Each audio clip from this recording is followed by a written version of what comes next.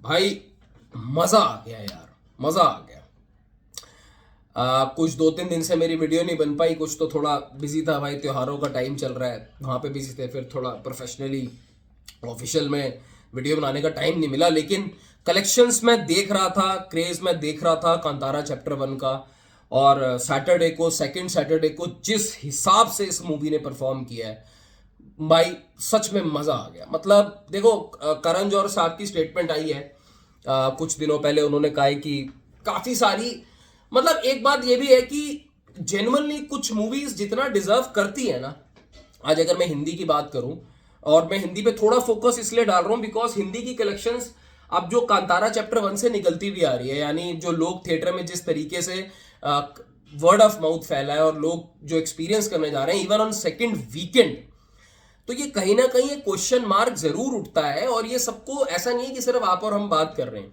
तो जो प्रोड्यूसर है, जैसे मैंने आपको कहा, करण जौहर साहब की भी स्टेटमेंट आई है कि यार मैं अब ना एक्सपेरिमेंटल मूवीज या नीश मूवीज पे अब मैं दाव खेलना बंद करूंगा बिकॉज ऑडियंस सपोर्ट नहीं कर रही।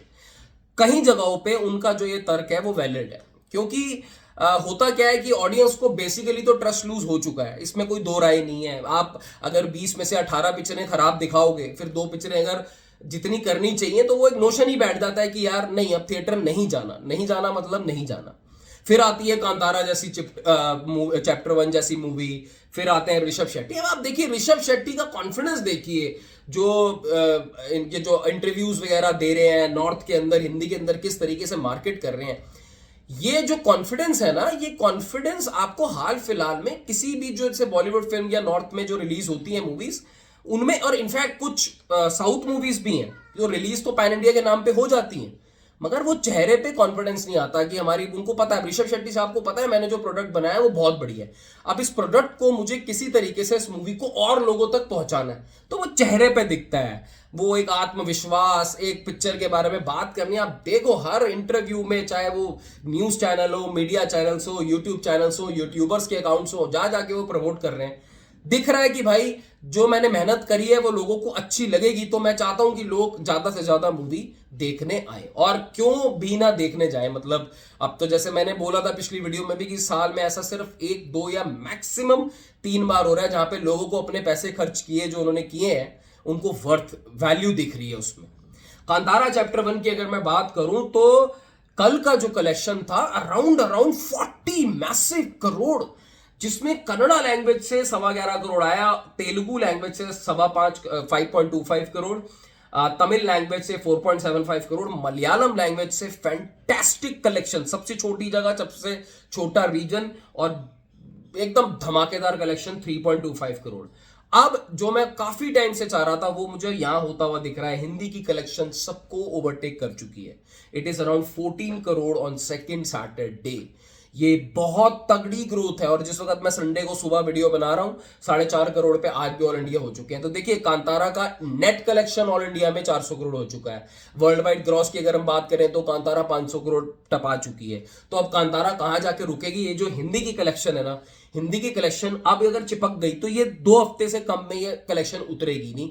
और ये हिंदी का मुझे लगता है जो टोटल कलेक्शन है 108 और 21 130 करोड़ के आसपास का कलेक्शन हिंदी का हो चुका है। और कन्नड़ा में भी ये सेंचुरी मार चुकी है, कन्नड़ा लैंग्वेज में। तेलुगु में भी अभी इसका जो कलेक्शन है वो अराउंड 70 करोड़ है, इसमें भी सेंचुरी मारेगी। तो आप देखो पैन इंडिया लेवल पे मूवी कितना लोगों ने इसको प्यार किया है।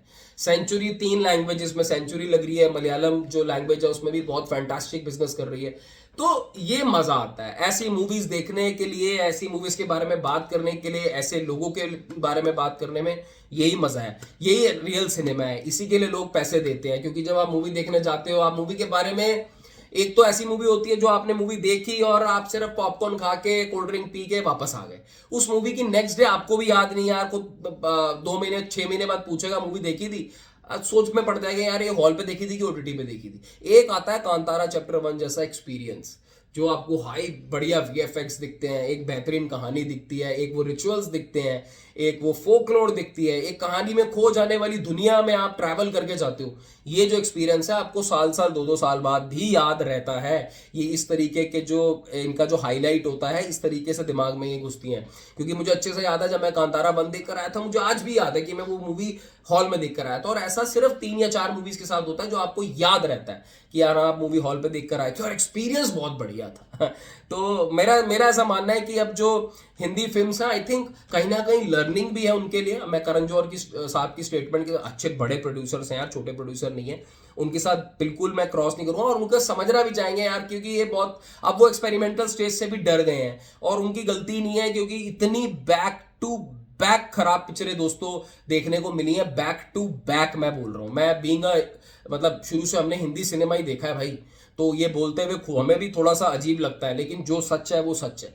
इस तरीके के अगर एक्सपीरियंस सामने आएंगे, इस तरीके के अगर बेंचमार्क सामने आएंगे, तो मुझे लगता है sky should be limit for such movies and such movies should be appreciated. I still see some videos जहां पे लोग अभी भी नहीं जी ये खराब दिखा दिया, वो खराब दिखा। अरे तू भाई देख कर आया मूवी, तू मुझे ये बता तेरे को मजा, तू खुद तो 12 दिन तक बात कर रहा है वीडियो में मूवी के बारे में, और तुम कह रहे हो कि मूवी, समझ रहे हो हिपोक्रेसी, समझ रहे हो? सिर्फ दिखाने के लिए अभी भी कुछ लोग वो साउथ वर्सेस बॉलीवुड में अटके हुए हैं, ये देख ही नहीं रहे हैं कि भाई end of the day it's an Indian cinema and this movie represents Indian cinema I think on many levels. चाहे हमारा कल्चर हो, चाहे हमारा एंटरटेनमेंट हो, चाहे वीएफएक्स टेक्नोलॉजी हो, चाहे लो बजट हाई रिटर्न वाले बात हो, जो हाल फिलहाल में मैं बहुत सारी मूवीज में, कूली और वॉर का एग्जांपल पकड़ लो ना, एक तो पिक्चर अच्छी नहीं है वो अलग बात है, लेकिन ऊपर से नुकसान जो होता है प्रोड्यूसर्स को वो देखो। ये 125 करोड़ में बनी हुई मूवीज और कमाल का धंधा कर रही है।